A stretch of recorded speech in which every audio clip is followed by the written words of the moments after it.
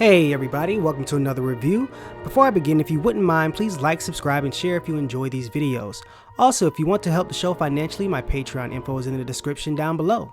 And with all of that out of the way, let's get to this review. So Bridgerton is a show on Netflix that is about the Bridgerton family, of course. But they also share a good bit of screen time with the Featherington family during the social season. The social season involves the young adults from each family going to countless balls in order to find themselves a marital mate. One day, as the women are being presented to the queen, the oldest daughter of the Bridgerton family, Daphne, receives the ultimate reward by being called flawless by the queen. This essentially makes her the special one, and all eyes are now on her. Most of the show is centered around her journey to find her groom, and that's the gist. The first thing you notice about Bridgerton are the colors. The saturation is turned up high and it feels like I'm looking at a Samsung screen sometimes, but I like it. It helps establish this alternate reality. Some of the scenes feel like they are computer generated, and I'm sure they are, but the poppy colors help the show make smooth transitions into actual scenes from a CGI moment. I think the music also helps add to the alternate reality kind of feel. I really enjoyed how they integrated modern pop songs by playing classical versions of them. I ended up playing this guessing game of trying to figure out what songs were being played. In regards to the main story, I think it's good overall, but it does become a bit repetitive after a while. There are a lot of balls.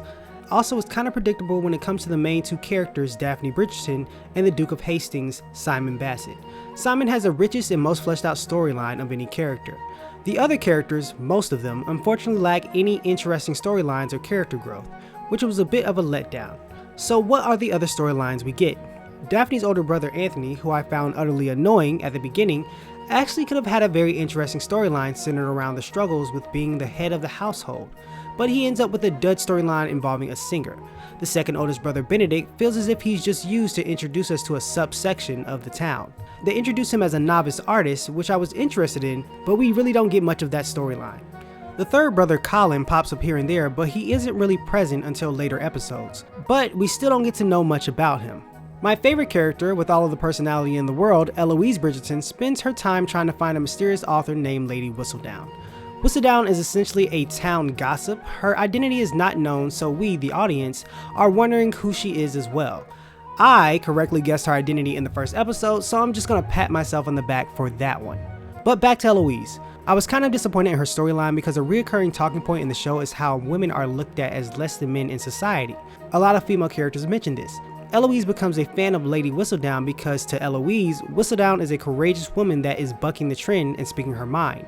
Eloise wants to do bigger things besides just become someone's wife, which is why she gravitates towards Whistledown.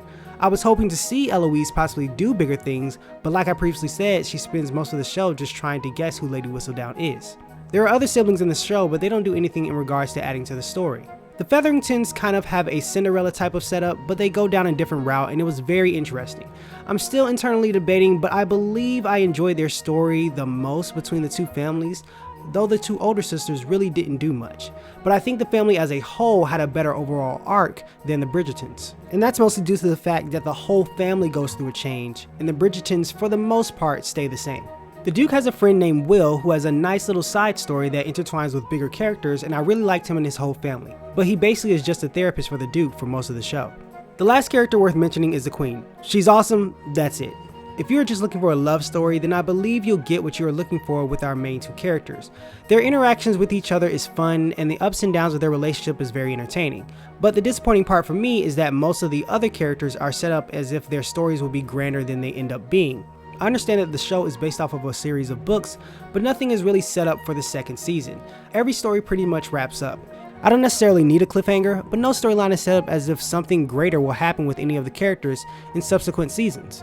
And that's where I believe the opportunities were missed. Before I end this review, I want to talk about the strangest thing to me in Bridgerton, the nudity. I know that might be a strange thing to say, but I'm going to try to explain this without sounding like a prude, because I have no problem with nudity. I know I usually show clips of what I'm talking about, but I won't show nude scenes from the show for obvious reasons. So enjoy this loop of SpongeBob being naked.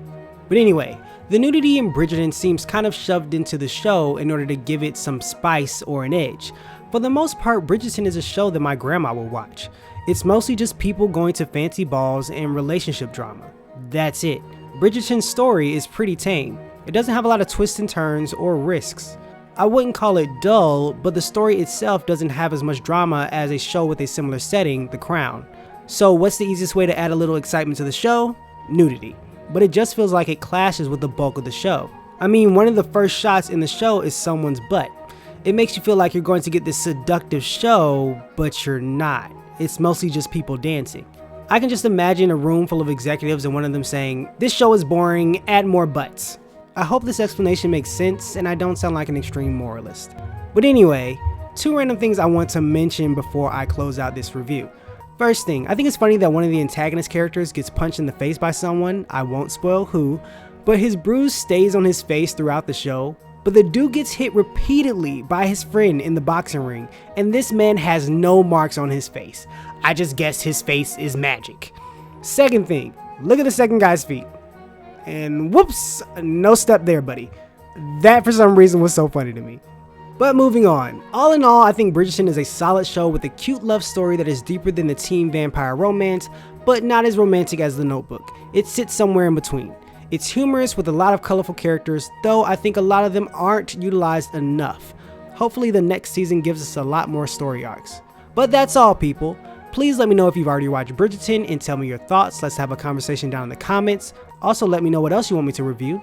If you didn't like the review, or even if you did and you think there is something I can improve on, please let me know what I need to change, add, or take out so that I can make a better review for you next time. Once again, please like and subscribe if you enjoyed these videos. Thanks for watching, listening, and supporting. God bless. I'll talk to you later.